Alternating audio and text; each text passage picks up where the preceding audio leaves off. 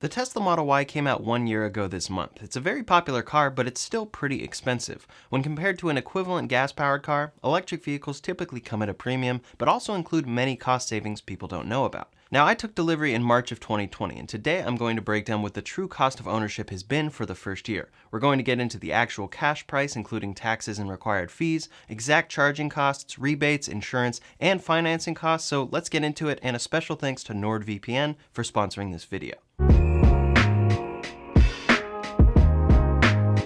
This is a follow-up to a true cost video I made a few months back, and will include updated numbers as well as more accurate breakdowns of each category.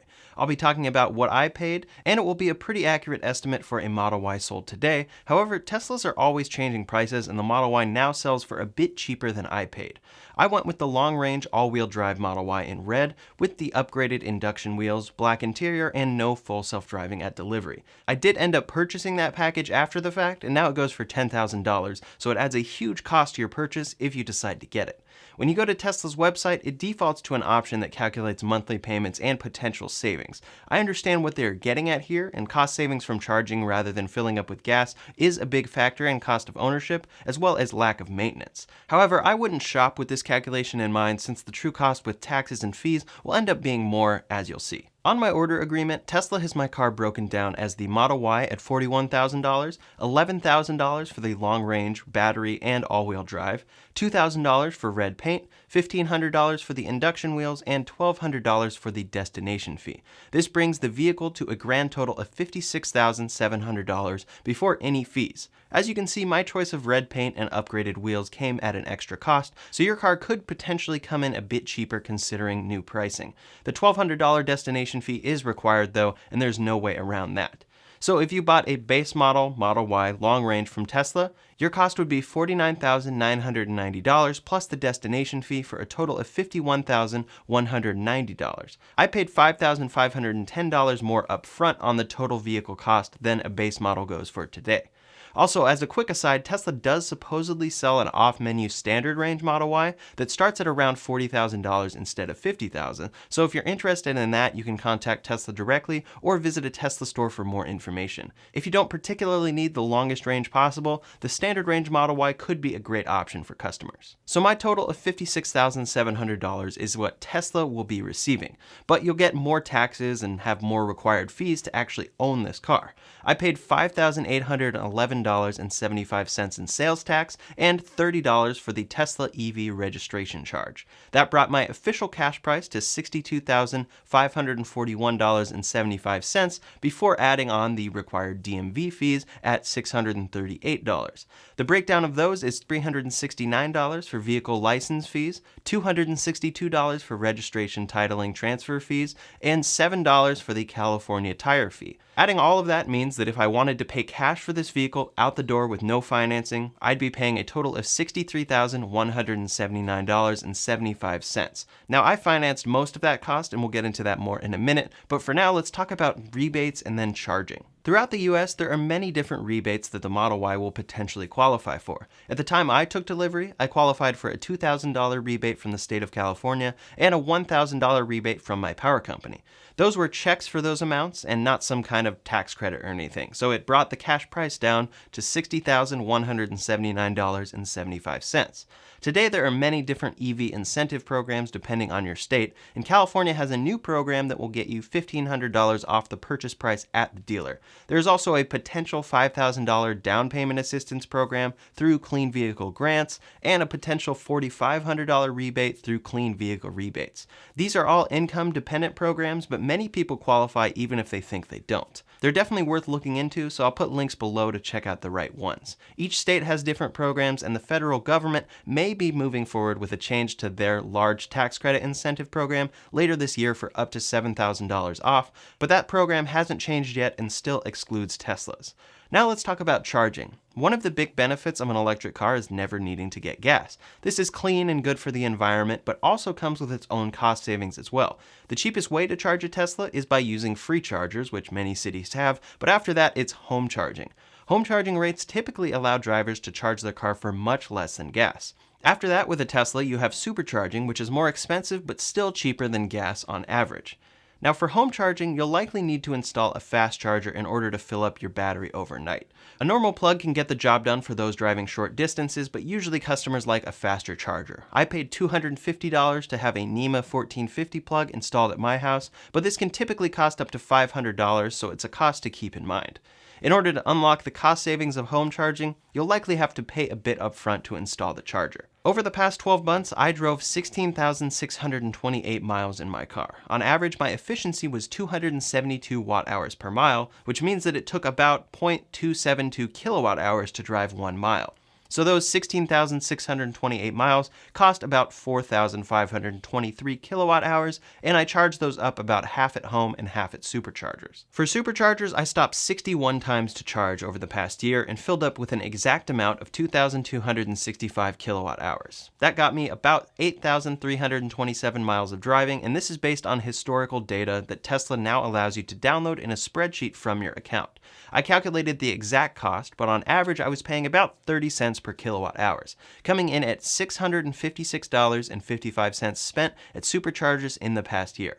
Not as cheap as you may expect, but I'll show you why this is still great in a minute. For home charging, I filled up with the remaining 2,258 kilowatt hours. That got me about 8,301 miles of driving, and with my power company charging an average of 16.5 cents per kilowatt hour, that brought my total home charging cost to $373.57. So if we add those together, I paid $1,029.12 to drive my Model Y 16,628 miles over the past year. Still sound like a lot? Well, let's compare that to a gas equivalent car getting 31 miles per gallon. That's about the midpoint for the very popular Toyota RAV4, and it's actually pretty generous for gas mileage. About 8,327 of my miles were from superchargers, and that total was $656.55. For the same amount of miles, with an average gas price of $3.47 for the past year in Los Angeles, getting 31 miles per gallon, that would have cost me $937.48. So still nearly $300 of savings from supercharging. The remaining amount of about 8,300 miles were from my home charger, and that total was $373.57. Doing the same calculation with the same amount of miles, an average gas price of $3.47 in LA, getting 31 miles per gallon, that would have cost me $934.94. So almost a $600 savings between filling up with gas and charging at home. Now the reason I'm comparing to LA gas prices is because I live in LA, my electric bill is LA prices, my supercharging prices are LA prices, and my potential gas prices would be LA prices. These all fluctuate around the United States, but for the most part, if gas is cheaper somewhere, so is supercharging and home charging. So for some people, paying $2 or maybe $3 sounds insane for gas, and you might think my calculations simply don't apply, but paying over 16 cents per kilowatt hour will also sound insane in some areas with cheap gas. So this is a fair comparison. You may not save $600 charging at home versus filling up with gas, but you will see similar savings in all areas, even with cheaper gas. Additionally, LA gas prices are nearing $5 per gallon at the moment, so the gap will be widening even further on electric vehicle savings. Real quick, I'd like to thank today's sponsor, NordVPN. NordVPN is one of the easiest ways to protect yourself online. VPN stands for Virtual Private Network, and that's a service that protects your internet connection and online privacy. It hides your IP address, creates an encrypted tunnel for your data, allows you to browse the internet safely, and allows you to use public Wi-Fi safely with no concerns. This prevents your private data or banking information from being stolen, and NordVPN is incredibly easy to use on all of your devices, whether that be on a computer, phone, tablet, or something else. Not only does it keep you safe, but it also allows you access to blocked website and content, including streaming services and social networks abroad by connecting you through a remote server.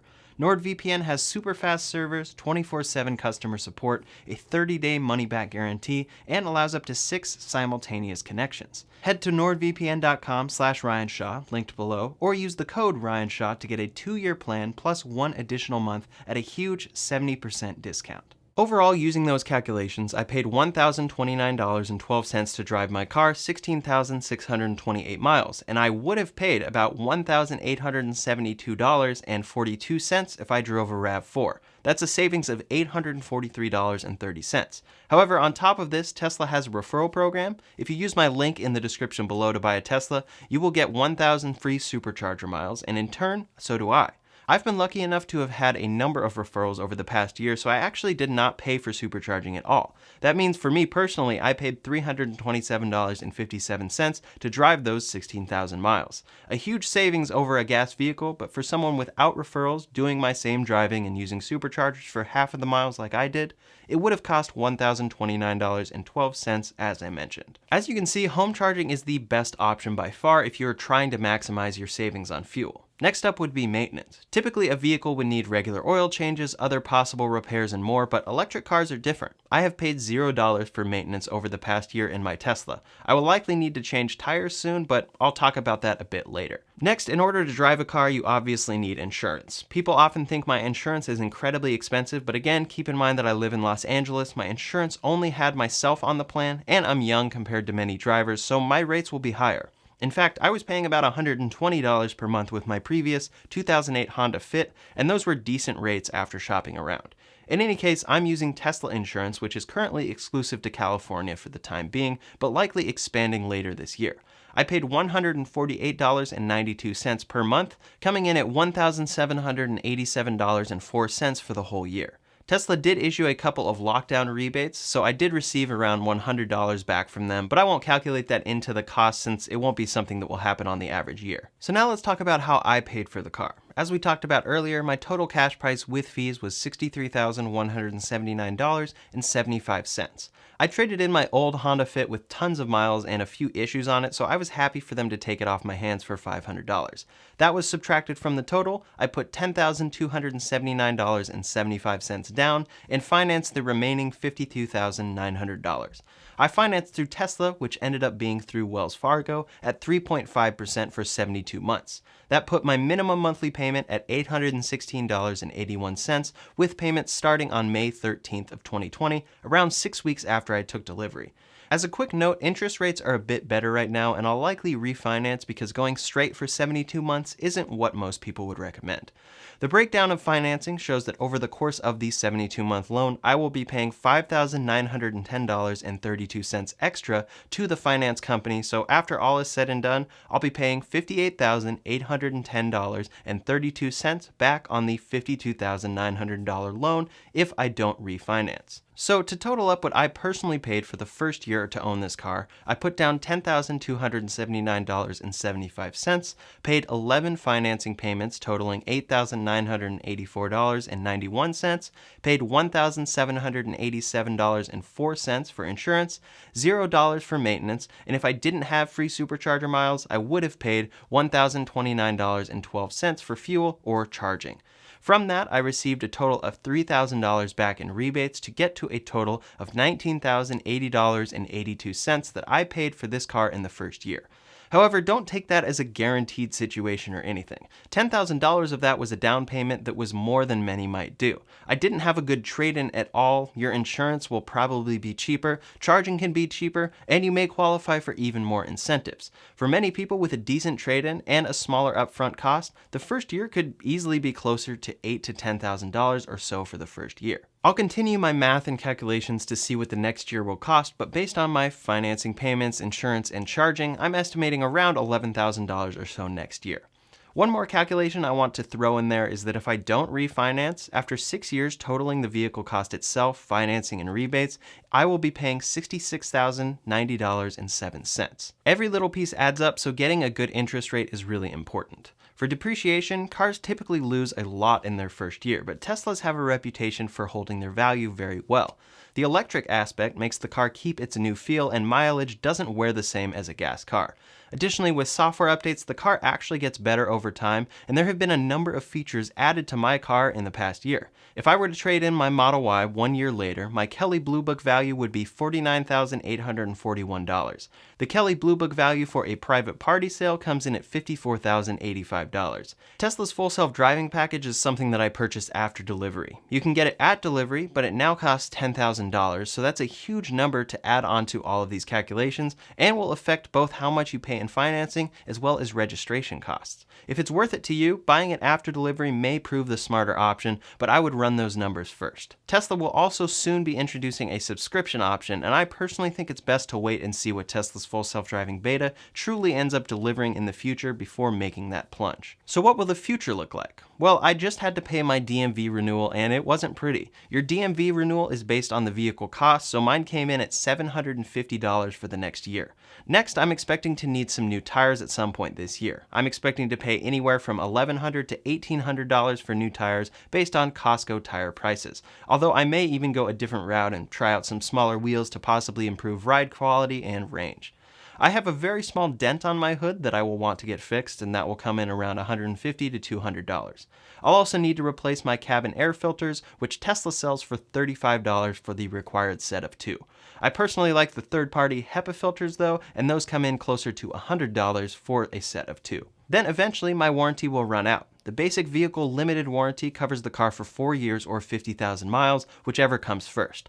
I will likely run out of this on my 3rd year of ownership, so any repairs that aren't covered on the supplemental repair warranty or battery and drive unit warranty will be a cost to me at that point. One particular repair I'm anticipating eventually is the 12-volt battery replacement, but aside from that, there don't really seem to be many common repairs needed for Teslas over the years. No, battery replacements are not a normal thing, contrary to popular belief. When I first took delivery of my car, I had a few service appointments to fix delivery issues, but those were all covered under warranty, besides one. A big rock hit my windshield and ended up requiring a full windshield replacement, so my insurance covered that. I ended up paying about $1,000 out of pocket because I didn't have the right coverage at the time, so just make sure you have coverage for a smaller out-of-pocket maximum on glass. The entire roof of the Model Y is glass, so you have a slightly higher likelihood of needing glass replacement, and you want the right coverage. Don't be dumb like I was and have a large bill in an unlikely scenario. In any case, as you can see, there are a lot of cost savings to be had with a Tesla when compared to an equivalent priced gas vehicle.